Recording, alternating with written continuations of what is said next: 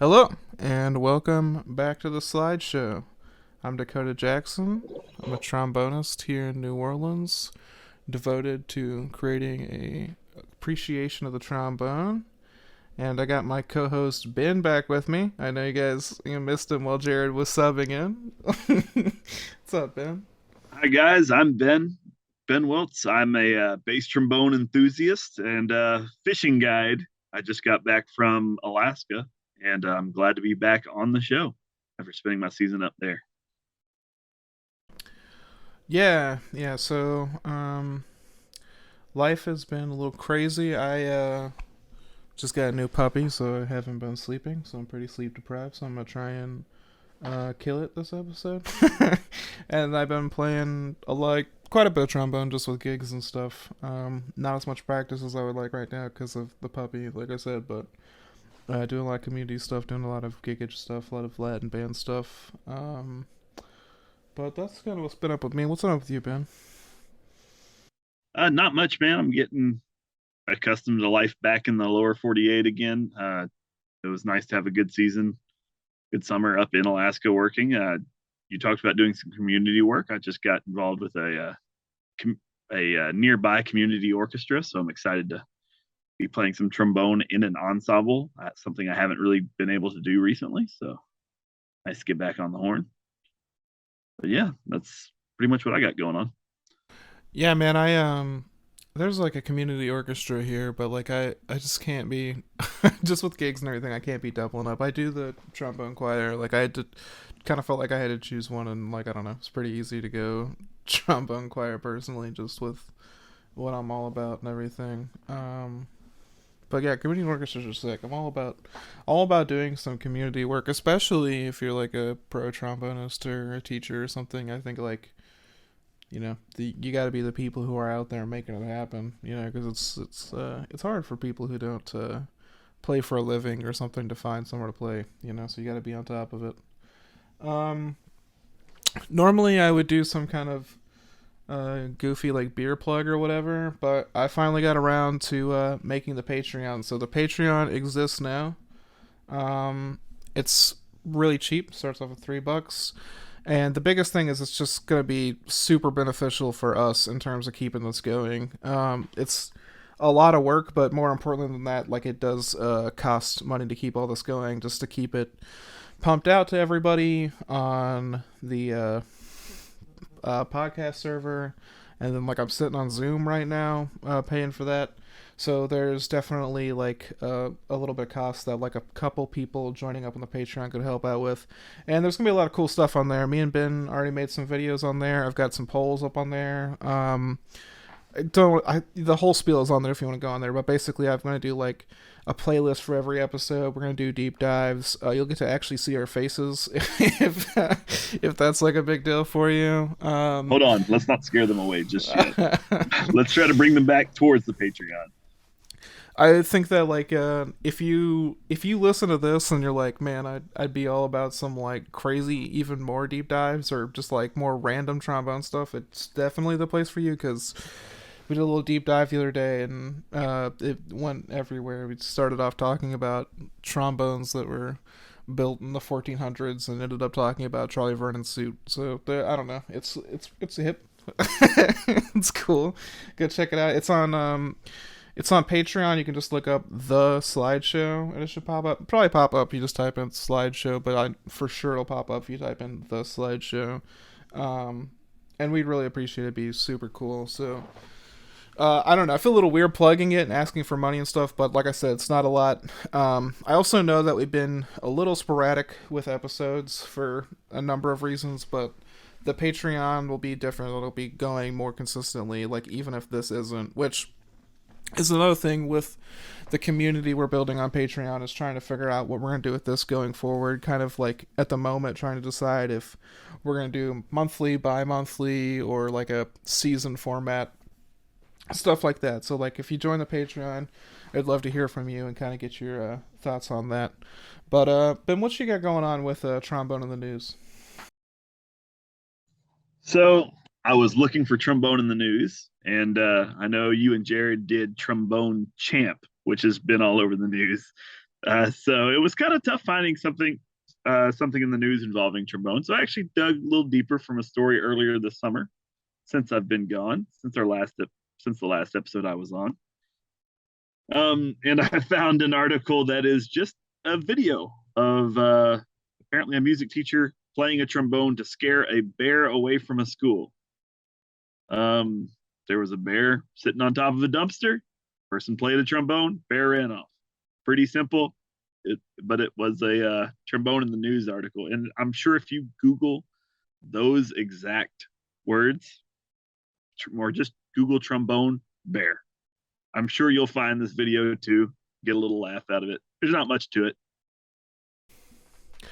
Yeah, if you get attacked by a bear, then you should obviously start playing your Remington exercises. And if the bear kills you, I'm not legally obligated. That wasn't legal advice. That was just a spitballing. Although in the video, man, he's like not afraid of the drums, right? Like he's like more afraid of the trombone. Like it's Yeah, proven that that was bears hate the actually interesting. trombone.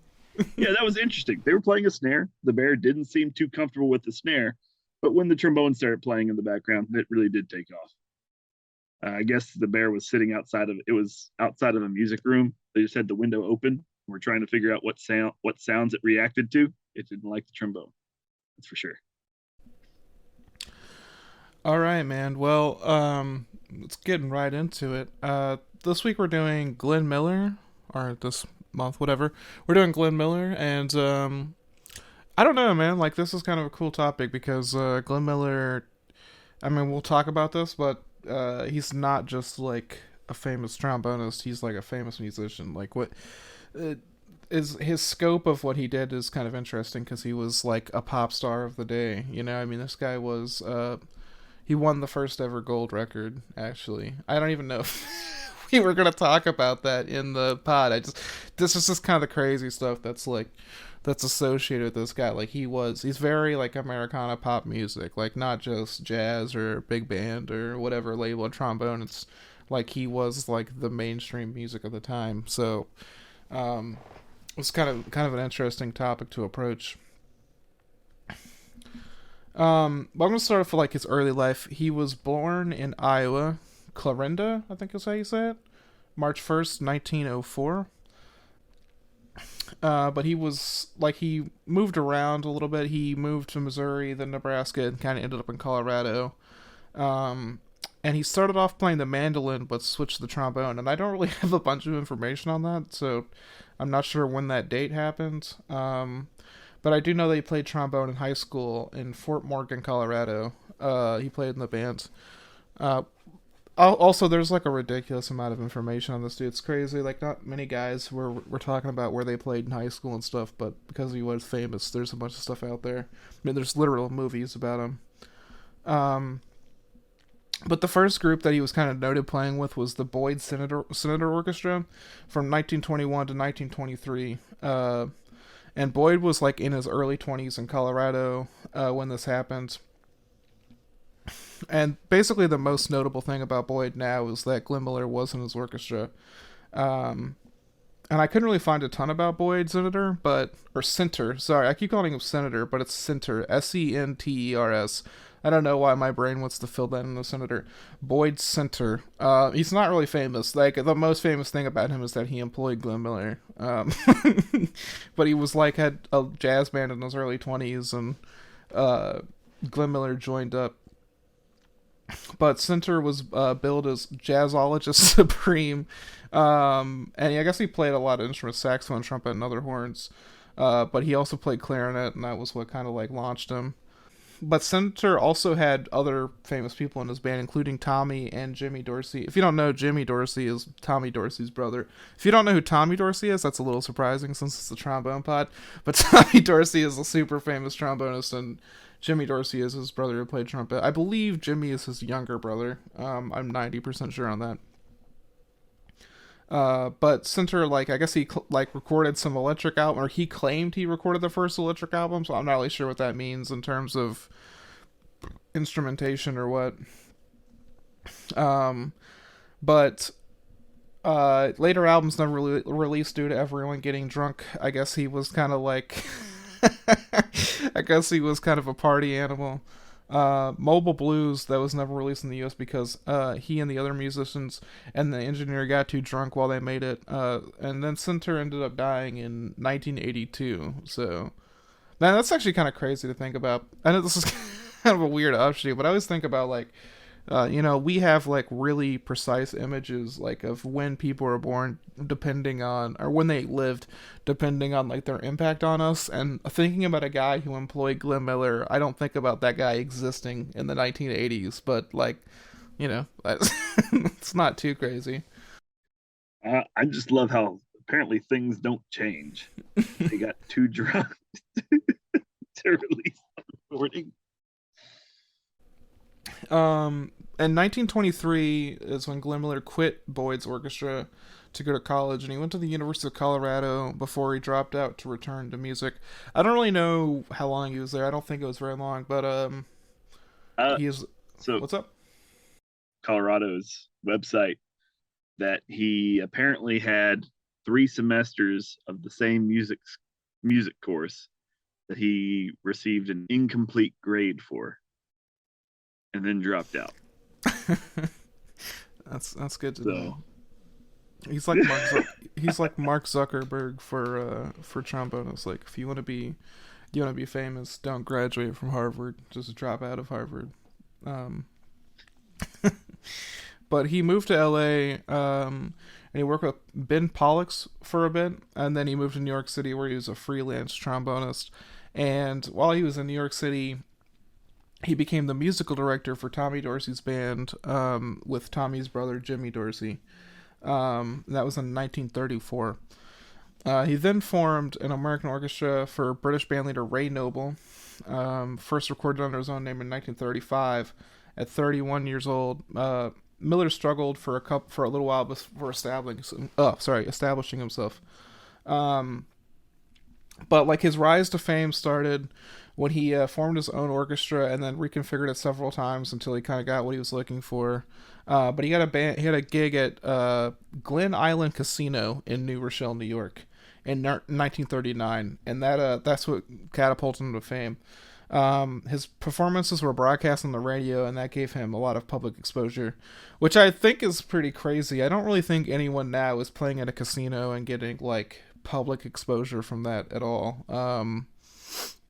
I don't know. It's weird that his stuff was being like broadcast out to people while he was playing this casino gig. But his first big hit was he wrote "Wishing Will Make It So," I guess, in 1939. And he also wrote Moonlight Serenade, which really went up the charts. I'm familiar with Moonlight Serenade. I'm not familiar with Wishing. Maybe I should be. Maybe if I heard it, I would be. But Moonlight Serenade is pretty popular. Um, but like during this period, he became one of the top dance bands, which was kind of the dominant music of the time. Um, and his music charts, "In the Mood," "Tuxedo Junction," and "Pennsylvania 6500" were all written in 1940. Pennsylvania 6500, I believe, is like some kind of like radio call from the day. I guess like I'm not.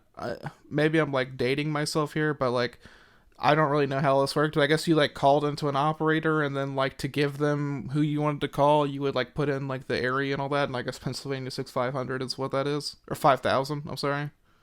Is that how that works, Ben? Do you know? I have no clue. I only. Maybe we're about a year apart, Cody. So I don't think we are the people for this. So hopefully we'll get some feedback.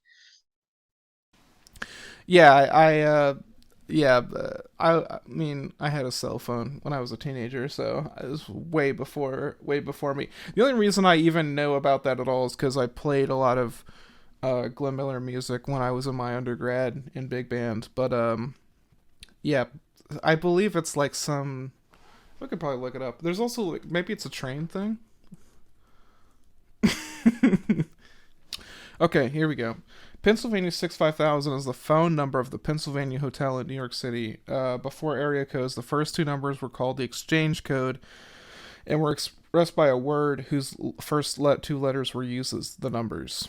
So, yeah, it's like some kind of weird phone number from before before I was hip to phone number stuff. Um, but in 1941, Miller made his first film, Sun Valley Serenade, with Sonia Henney, and the film featured another one of his signature songs, Chattanooga Choo Choo, another one I'm familiar with. The following year, he appeared in the movie Orchestra Wives, 1942, which is Connie Ward is the seventh is in seventh heaven when Glenn Morrison's band rolls into town. She is swept off her feet by trumpeter Bill Abbott, and after marrying him, she joins the band, tours, and learns about life as an orchestra wife, weathering the catty attacks of other band wives. I have not watched either of these, unfortunately.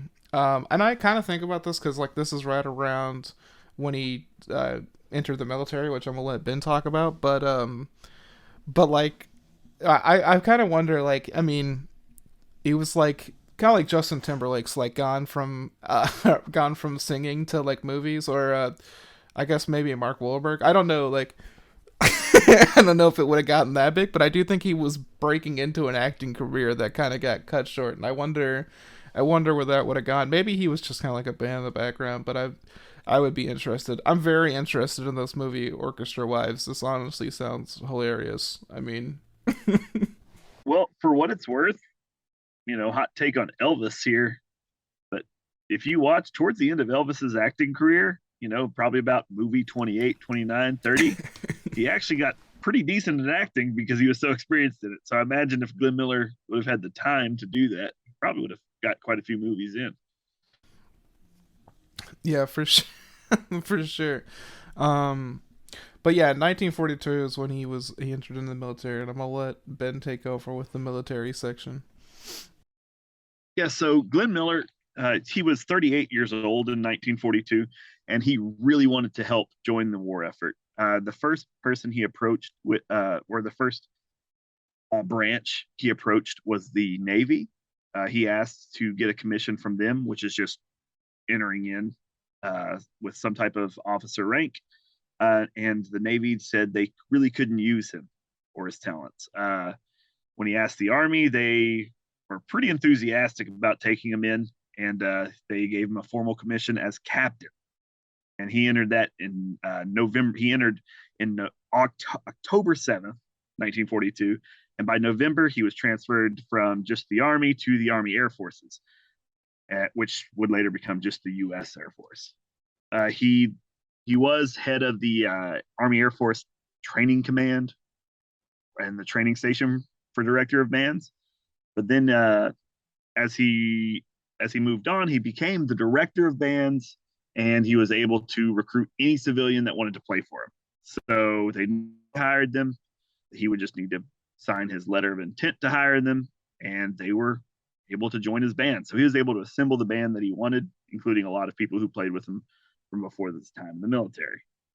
And then in 1942, or I'm sorry, no, in 1944, this band that he's assembled, which had been making radio broadcasts in DC and playing, this band that Glenn Miller assembled, he decided he wanted to move them to England to help with the war effort.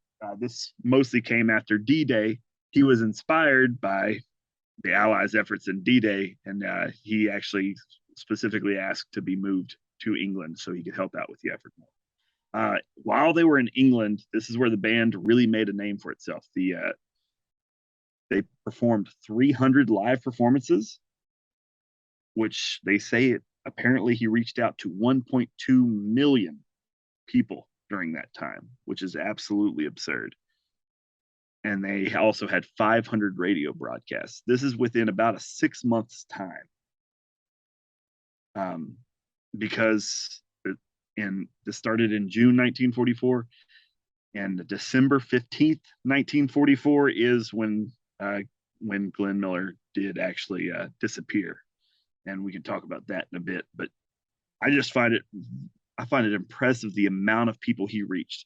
If you look, Major General Doolittle, who led the Doolittle raids over in Japan, he actually remarked. He said, next to a letter from home, Captain Miller, your organization is the greatest morale builder in the European theater of operations. So he was a significant part of this. Like they actually used the band. They were huge on building morale during World War II. I don't think there were some USO concerts and things like that. I believe recently. This is that level. Glenn Miller was helped lead the effort to entertain the troops and keep remind Americans of home. Americans who were actually, I was reading one of the sources was talking about some of the strangest things to American citizens who had to stay in England was the BBC broadcasting. Apparently, they did not like it at all, and so that's why they formed the AFN or the American Forces Network, so they could have American radio in Britain. Yeah, I find it like it. So World War II would have been like a draft war, right? Like, I mean, and I'm kind of curious about his comparison between being drafted versus volunteering for the war. Just like I don't know, like I wonder if he drafted like volunteered, wondering if he was going to get drafted, and where that relationship fell. Well, he actually was too old to be drafted. That was part of it. Um, that's part of what made that volunteer that much more special. He actually sought out going to the military whenever he had no chance of ending up being drafted or pulled in.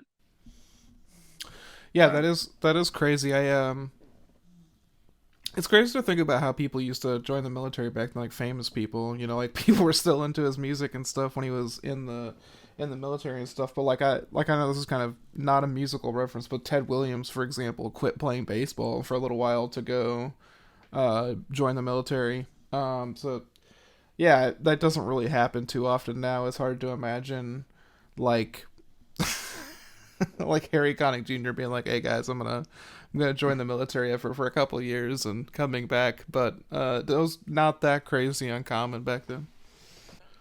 So what you have on the disappearance bin? okay, yeah. So Glenn Miller's disappearance. So this is an interesting deal. So what happens was this was December 15th, 1945. It was the day before, or 1944. It was the day before a concert. And normally, the way these concerts go, he was going to Paris. So normally his manager would have been on this flight and they would have flown across the English Channel to Paris and they would have set up for the concert. And then the next day, they were going to perform. Well, uh, it was a very cold, at least from what I was reading, there was freezing conditions. There was a very strong fog, and just the weather was bad in general, low ceiling, things like that. Not great for flying. The plane that these guys were in was called a Norseman. It wasn't a traditional. They because of that they are restricted by the cloud ceiling. As they can only fly as high as the clouds will let them. So you have some bad weather. So the most accepted story of what happened is that the Glenn Miller and the pilot Bassett, they were flying in that Norseman across the English Channel. They believe at some point either fuel lines froze up or the pilot lost their bearings and they crashed into the water, never to be seen again. They say the way the plane was built, they said none of it would have been really left over. They said it would have disintegrated on impact. A lot of canvas a lot of canvas, not really an aluminum, not an aluminum framed plane like we see today. It was a very light aircraft made with a lot of canvas. They say that the passengers would have taken the brunt of it. They said the plane would have been pretty hard to find, if not impossible, especially in those weather conditions. But no one knows why they had never made it. And so there were a lot of theories about it. Um, and so that has led to pretty pretty interesting some pretty interesting stories. There's a lot of debunked theories as to what happened to them besides the official Air Force story. Probably the most, I would say, the most outlandish would be one I saw where Dwight D. Eisenhower actually wanted to have Glenn Miller killed, so had him assassinated. Uh, I just So yeah, Miller's family is not a big fan of that one. They actually talked about that. Another one was a little bit more optimistic one, uh, but the length of the war definitely shows that that's not what it was. But apparently, the other one was that Glenn Miller was on a secret mission to negotiate a Nazi surrender, and they felt like sending Glenn Miller was the he would be the right negotiator for such a task, which I thought was interesting. And then I actually found a People's Magazine article on this other theory, which had for a bit people think has a little. Some people still think has a little bit of credence to it, and it's actually they think it's a theory of friendly fire. But what they say happened was a group of RAF planes were needing to jettison bombs, as in just get rid of bombs in order to make it back because of the bad weather. And they say that they let all of their bombs go into the English Channel, like they were supposed to, about a mile high. And one of the pilots that was on that mission actually believe, or on that flight, believes that one of their bombs hit Glenn Miller's plane out of some freak accident. And for some reason, people have really locked on to that one. That one's also mostly been disproven, but yeah, that's nobody knows why this guy has come out and said this, but there's also he claims that he saw the plane go down. He just didn't know what it was, which I think the whole story is a little weird. But People Magazine did give him some time, so I, I guess that's an interesting one. And then a piece of German propaganda showing that Glenn Miller never crashed at all, but actually died in a brothel of a heart attack. And in order to cover it up, they made up the plane crash story. That, like I said, that was Nazi propaganda. It was the Germans trying to just decredit ally idols and figureheads, I guess. But I find it interesting that this one guy has had so many so many theories about his disappearance. I mean, he apparently had a pretty big effect. Yeah, I think that anytime that there's a lot of theories, especially crazy, outlandish ones surrounding your death, it speaks a lot to your fame. There's not a ton of crazy, outlandish theories about not famous people. I mean,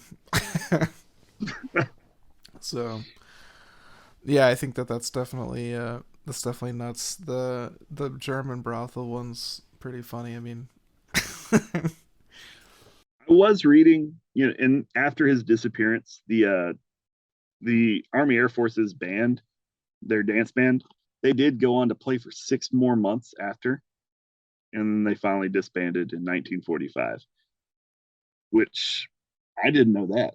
I was actually surprised. I kind of thought that the Air Force band was just one continuous band up until they became the Airmen of Note, but apparently that didn't happen until 1950. So,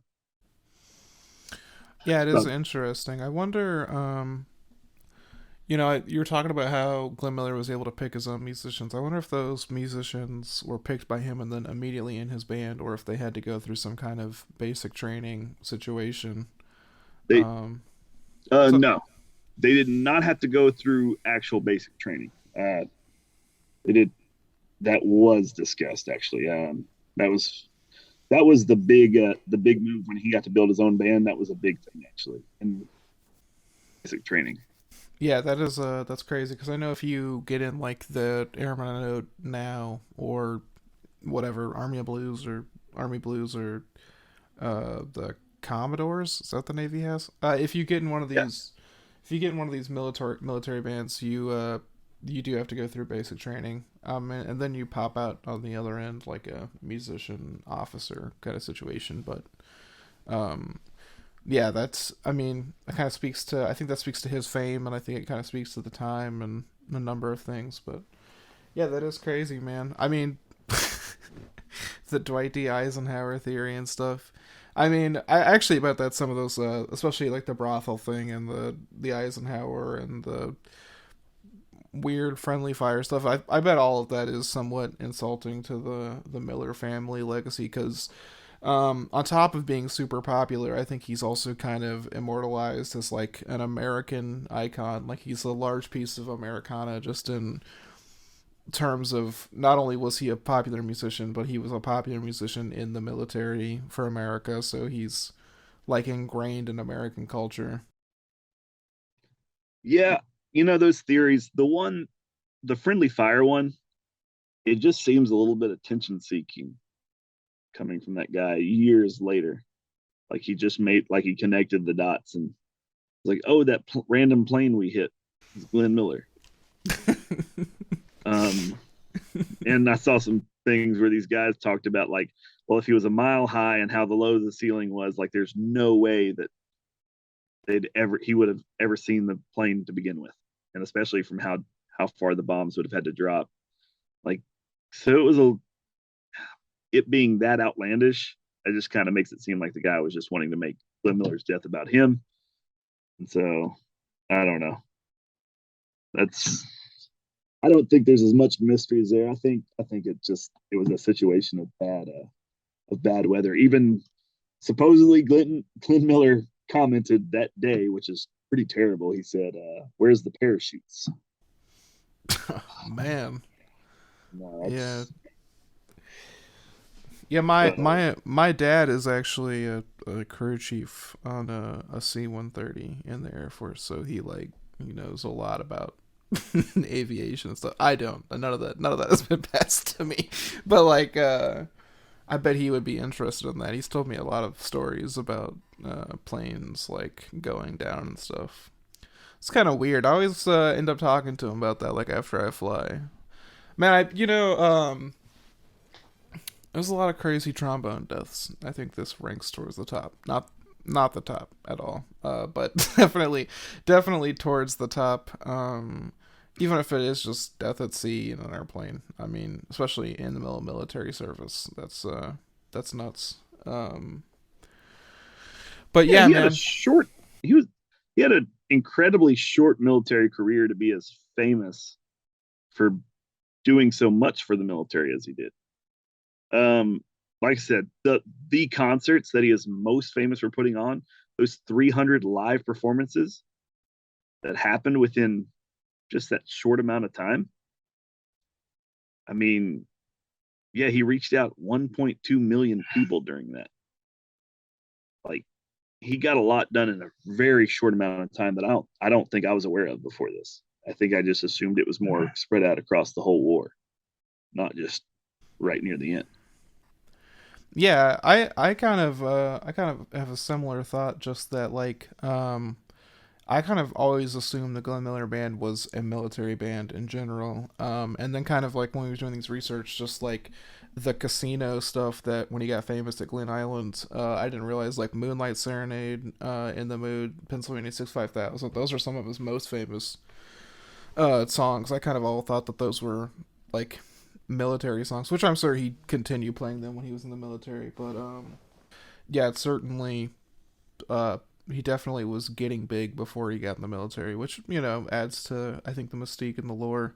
Um, and I think it's like well, how he's branded now too. We'll kind of talk about his music later, but like there's a ton of when you buy Glenn Miller stuff, um, it's not like Coltrane where you have like Blue Train and Coltrane Sound and Lush Life and all these things. It's like they're there's a lot of compilations. I feel like that's the most frequent way you see his music, especially in vinyl format. I see a ton of compilations of stuff, and those all seem to have like a lot of like uh, American patriotism to him, just like flags and stuff, and he's in military uniform and stuff, and so I kind of always assumed that that was kind of his main shtick. But he definitely was famous before that. I mean, he was definitely well on his way to becoming famous, independent of the military, and kind of like as we talked about, as a decision, made that part of his legacy. I think that's how he got in with the army. I think that was his biggest appeal. So the way the army was doing their recruiting for the musicians, like that way was they needed people with a very wide reach to begin with, and I think he might not have got that commission as captain if he wasn't as famous as he was. At least I wouldn't think so, because they did make it seem like the Navy couldn't use a 38-year-old time. So if the Navy turned him down, like if it wasn't for the Army's program that they were putting together to get these musicians, because I know Irving Berlin was one of the musicians they got too, by the way, which I know Irving led a lot of the classical music side of things. Yeah, that is crazy. I can't even really picture. I mean, I'm kind of out of the loop. I don't know who's a famous musician right now, but just imagine if like I don't even know. I like Jennifer Lopez was like, "Hey, I'm joining the military," and like I don't know. It's just wild to think about now. But like I said, probably not that crazy back at the time with just famous people in general joining the military. But yeah, man, I think we're gonna take a short break and then we'll come back with some gear and stuff. I know you guys love some gear, so be right back.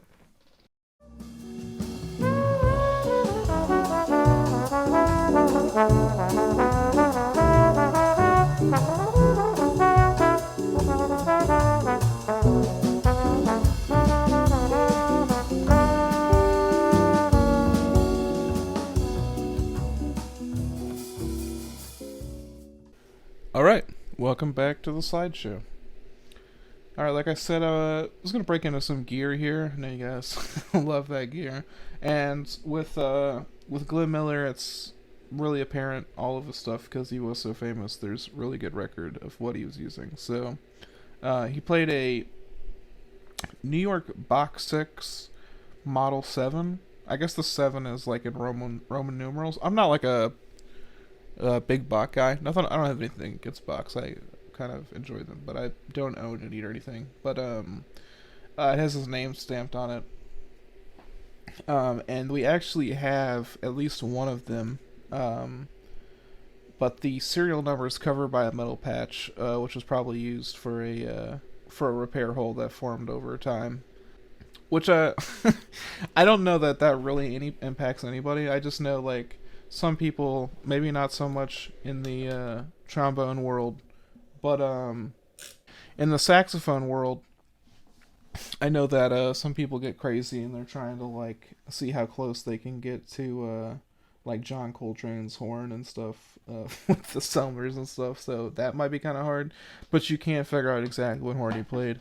After his death, his horn was played by a band member, Jimmy Preddy, and then he donated it to the Glenn Miller Birthplace Society, which is where it's at now.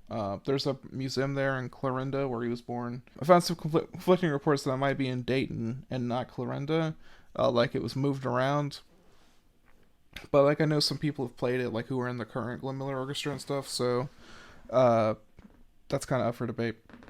But it's a 485 bore with a 7-inch bell, and it's yellow brass, which is really tiny.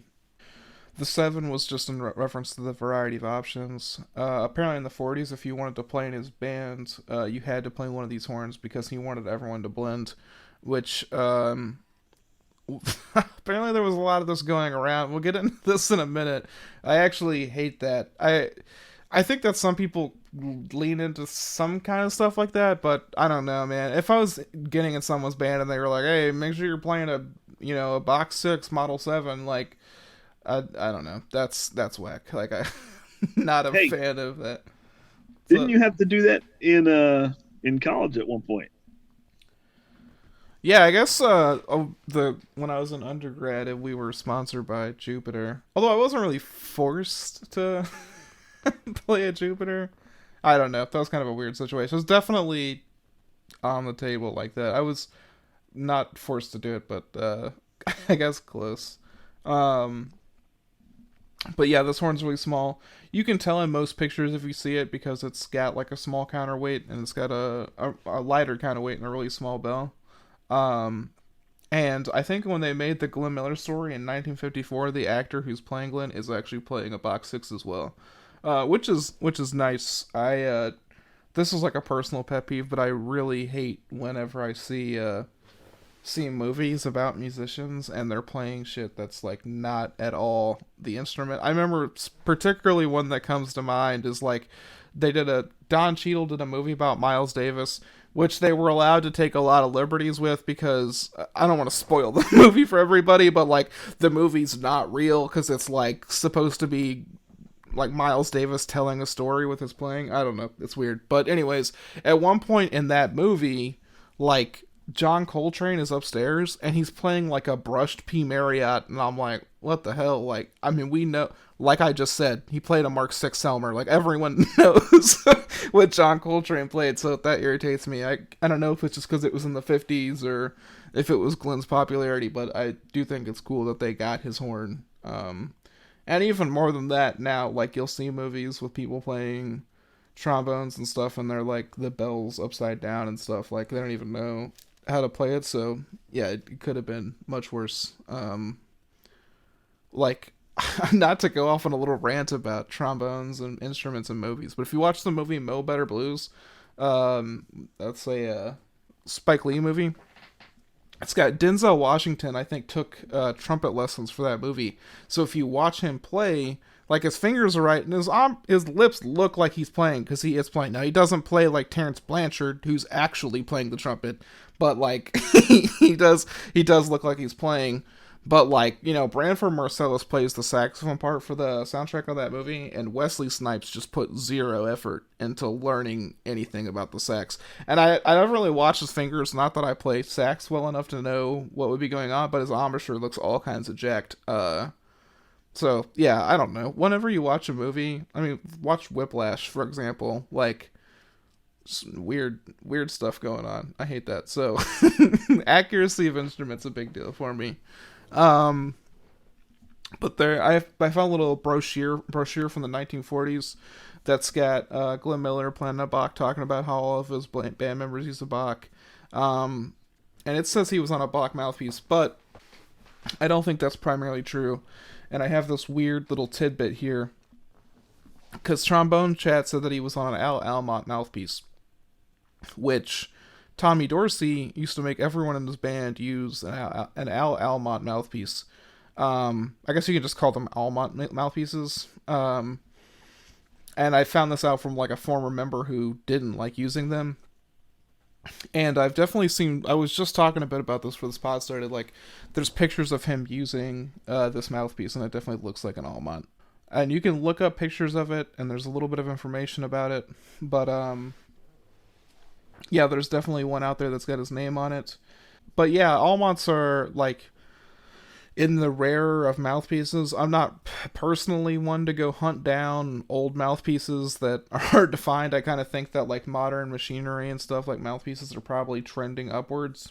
I don't know. I say that. I don't really say that with a lot of knowledge or anything, but Almonts are definitely a difficult one to find. And I found a little brass arc thing talking about Almont mouthpieces because they were trying to make a replica, which is very brass arcy.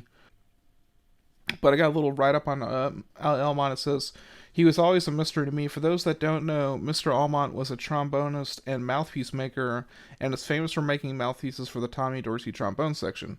His pieces are very rare, and they were all handmade, and you had to be in the know to get one. What sets these pieces apart was that were made from solid sterling silver. Yes, solid silver.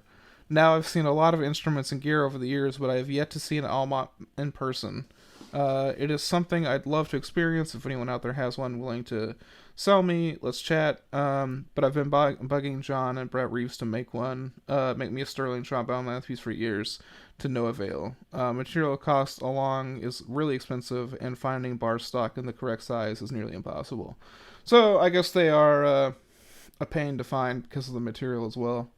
But yeah, for sure played a Bach 6, and like I said, probably played this Almont. I don't know if he switched to a Bach mouthpiece at some point. That would make sense with like endorsements and stuff of the day. But he may have stuck with this Almont as well. And I also found kind of a weird video where this guy was claiming that he had Glenn Miller's first trombone from when he was 12 years old, and it was a Frank Holton Revelation Wonder. I'm a little, I don't know. I was a little skeptical about it because it's just, the video is like there's nothing really to prove that it was his horn. Not that it really even matters. I mean, uh, like he's a Bach 6 guy. That's like that's what's important. That's what he played when he was a professional. But it would be kind of fun to know that his first horn was a Holton or whatever. I think we found out. We knew what George Roberts' first trombone was. What didn't we? I think we like dug that up. I don't remember if I got to see what the actual trombone looked like. Yeah, but we knew the brand and stuff, right? Like, because he talked about it in an interview, I Yes. believe. Yeah, he Yeah, did. yeah. I believe it Not. was it not a 6H? I honestly don't remember. It's really asking me to dig through the archives to remember what his first trombone was. I pulled that out of nowhere. So Man. probably not. Like I said, none of that even matters, man. It's like the box 6 is what matters. And I would do, if you're looking for weird gear, I would dig into this Allmont thing because it's pretty interesting. I guess side note, even worse than making all of your musicians use a box 6 trombone is making them all use the same mouthpiece. Like, that's absolutely brutal. Like, human mouths are just not even the same. I mean, although if Almont was hand making them, maybe he made them slightly different for people, but maybe not. I I'm look, what's up? I was just saying I was looking more into these Almont mouthpieces. That is insane. Apparently, in we'd be looking at today's measurements. We'd be looking at about $150 of melt value on a silver mouthpiece. Yeah, yeah, that is crazy. I mean, I don't know, man. I mean, I think it's interesting that there's more like trombonists who have like ventured into making mouthpieces than like trombones. I mean, it makes sense because trombone is a lot more going on than a small mouthpiece, but definitely trombonists have made mouthpieces before. I know like Doug Purviance is a big one if you're hip to that. Like Doug Purviance made a mouthpiece for somebody and they used it. Dennis Wick or somebody. I don't know. Don't quote me on that. Doug Purviance made mouthpieces that were kind of famous that like people would use, and you can't really get those anymore. Although I think Bob Reeves is making like a replica of one now. Um, but yeah, that's kind of what I got for his gear. I mean, it's nice to get a precise thing because I know with like the last episode we did with Palmieri, like all of those guys, it was really hard to narrow down their gear. It certainly wasn't getting anyone's mouthpiece. All right, kind of moving on to his legacy. Um, I first wanted to talk about there is a Glenn Miller Orchestra now. I am kind of like hyper familiar with it because when I was Ben too, but when I was an undergrad, like we had a director who was in Glenn Miller Orchestra, at least for certain tours or whatever. It looks like they go on tour like every 2 months or so, so I'm sure he just went out occasionally or whatever. Um, and they'll just hit little loops. It's actually crazy. Like, I'm from a pretty small town called Harrison, Arkansas. I remember at one point when I was home, they played at a theater there. So they're definitely hitting some smaller venues as well. But they just play his songbook. They have recorded some albums. They all dress like in red. I don't really know what the significance of that is, to be honest. I don't know if that was something Glenn Miller did, if that was something that they started later on. But they all have like kind of like a little red suit thing that they wear. And they just play Glenn Miller songbook tunes. So like the stuff we were listing before. Um, which I was gonna talk about like his music in general. I thought I might do like a deep dive on the albums and stuff, but like I don't really think that a lot of his music was album based. It was more, and I guess this is kind of how a lot of pop stars are now. I don't know. I guess it depends who it is, but like it was more single based. So like he would write a big hit and then it would get popular, and it wasn't necessarily on an album, which makes sense with like him playing in the casino and then later in the military and stuff. But like if you go to Spotify, his top 10 are "In the Mood," which a lot of people are familiar with, 75 million views on on Spotify, by the way. Moonlight Serenade, Pennsylvania 65000, String of Pearls, Chattanooga Choo Choo. In a sentimental mood, but he didn't write that. When You Wish Upon a Star, Tuxedo Junction, Don't Sit Under the Apple Tree, American Patrol. But a lot of these are like big single things. And like I maybe I'm more familiar with other people because I played them.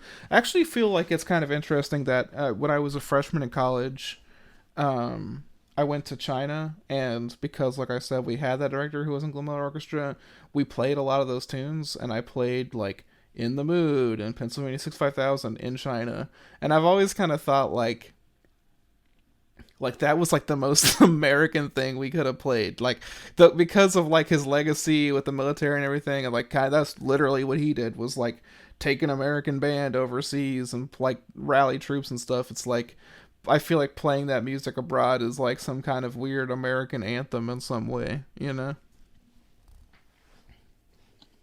And the Glenn Miller Orchestra, I know you talked about, I know you talked about the Glenn Miller Orchestra being his legacy band, but I think it's also worth noting that after his band disbanded in 1945, they came back. In 1950, the Air Force created the tribute band to Glenn Miller, the Airmen of Note. But unlike Glenn Miller Orchestra, which just plays Glenn Miller's songs, but no, the Airmen of Note, they put out plenty of music.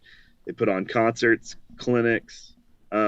Just in general, they carry out more of the mission that Glenn Miller had, not necessarily always playing his music though. Yeah, and I guess for people who don't know, to like distinguish like the Glenn Miller Orchestra, that the legacy group that goes around now is not a military group. They're like a little band that goes and plays tours or whatever. But like Airman Note is obviously like the Air Force's top jazz band. We actually also, when we were at UAM, studied with a Airman Note member as well. So I guess we got both ends of that. Yeah, yeah, a lot of Glenn Miller. Huh? Yeah, I guess if you're interested in that, I will say that like Ben said, it's like all public domain, so it's so you can just go check it out because I mean it's federally tax dollars are paying for the Yeah, band, so it's like federal, it's fairly funded, so you can just go look it up. They do have some pretty cool stuff. Sometimes they play like one that sticks out to me is I can't think of the name of the album. It's like Out There or something. It's like a little. It's like a space view of the moon or something. But there's like an arrangement of Mr. PC, which is a John Coltrane tune. PC is Paul Chambers, but it's a super easy little tune. You know, but they like the Airman Unknown arrangement of it is just like insanely hard. I actually played it once because one of our directors had it, but it's like it's just absolutely nuts. So I don't know, there's some good stuff, and then we might actually talk about some Airman Unknown people in here. Particularly Dave Steinmeier jumps to mind as like a really significant lead player. Actually, you know what? Since this is a trombone pod, I don't know why I'm plugging anything else. Go check out Bone Voyage or Bone Voyage. It's just like the trombone section back when Dave Steinmeier was the section leader and stuff. It's really good. So they've got like Well You Need It and a couple other cool tunes on there, but it's just like a trombone album. So yeah, go check that out.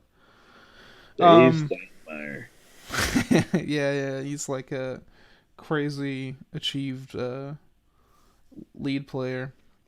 Just hit your teeth with a brick.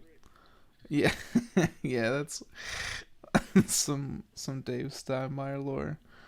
Um, so yeah, I think just like one of the things I wanted to talk about was like Glenn Miller's legacy and what he represents and stuff. And it's weird, you know, we do a lot of episodes on here about trombonists that like I super dig their playing and all this kind of stuff. And not that like I don't dig Glenn Miller's playing, but like what he's famous for is being a band leader and a composer and being like super famous. Like I mean it's weird to think, but like trombone is crazy, like not always like in the public eye, but at that point it was like the biggest thing out there. And I actually heard this during this Conrad Herwig interview. He was asked about kind of like his fame and like the trombone's role in public and stuff. And one of the things he brought up was like, it could always bounce back and be like the mainstream music again, because things like Skip a Generation, like it in all reality it wasn't that long ago that like the trombone was the most popular instrument like in the country in terms of musicians, with Tommy Dorsey and Glenn Miller. And it's like, I don't know, it's hard to even fathom that right now, but like at the time Glenn Miller was like the most popular musician in the country. I mean, yeah, just like super super famous. And I think that like that's kind of his legacy, is like being known as this big Americana guy and being known as like one of the bigger stars of the day. Yeah, man.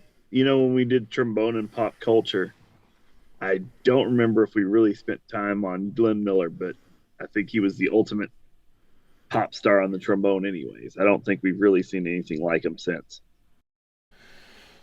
All right, our album recommendation for this episode is Conrad Herwig's latest album, The Latin Side of Mingus. If you're not familiar, he's been doing a whole Latin series. You can go check out the backlog on that. Wayne Shorter, Herbie Hancock.